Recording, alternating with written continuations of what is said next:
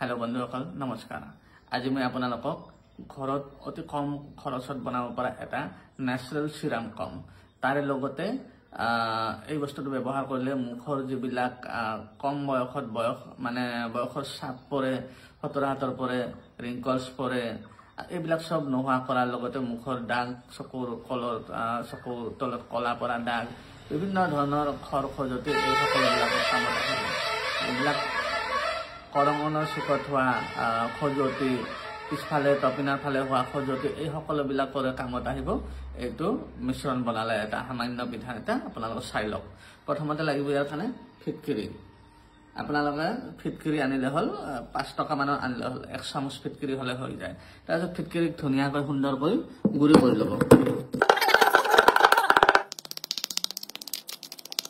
Powder কৰি লৈ তাৰপিছত এনেকুৱা আমাৰ সঞ্জীৱন লাইফৰ নাৰিকলৰ তেল আছে, পিয়ৰ নাৰিকলৰ তেল। তো পিয়ৰ নাৰিকলৰ তেল ল'ব এটা নাৰিকলৰ তেল লৈ কিনে তাত এই গুড়িখিনি ভালকৈ গুড়ি কৰিব, গুড়ি কৰি ভৰাই দিব। 100 গ্ৰাম তেলত 1 চামুচ ফিটকিৰি গুড়ি দিলে হ'ল, বেছি নালাগে।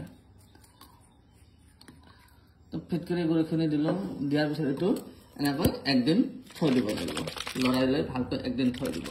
থৈ দিয়াৰ পিছত একদিন পিছত এইটো ধুনীয়াকৈ ৰেডি হৈ যাব। এইটোৰ কালাৰটো অলপ সলনি হৈ যাব, এইটো ৰেডি হৈ যাব।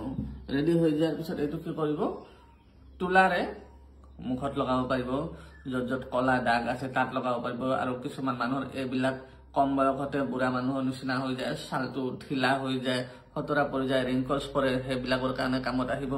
যিবিলাকৰ কৰঙনৰ চুকত খজুৱাই বহুত বেছি ইনফেকশ্যন হৈ যায় সেইবিলাকত কামত আহিব। তপিনাত হোৱা খজুৱতি যিবিলাকৰ ইনফেকশ্যন হৈ যায়, ফাংগাল ইনফেকশ্যন, সেইবিলাকৰ কামত আহিব। আৰু অলপ চলপ কাটিলে বা পৰিলে এইটো বিৰাট ধুনীয়া কামত আহে। তো ধন্যবাদ। কিবা সুধিব লগা থাকিলে কমেণ্ট কৰিব। ধন্যবাদ।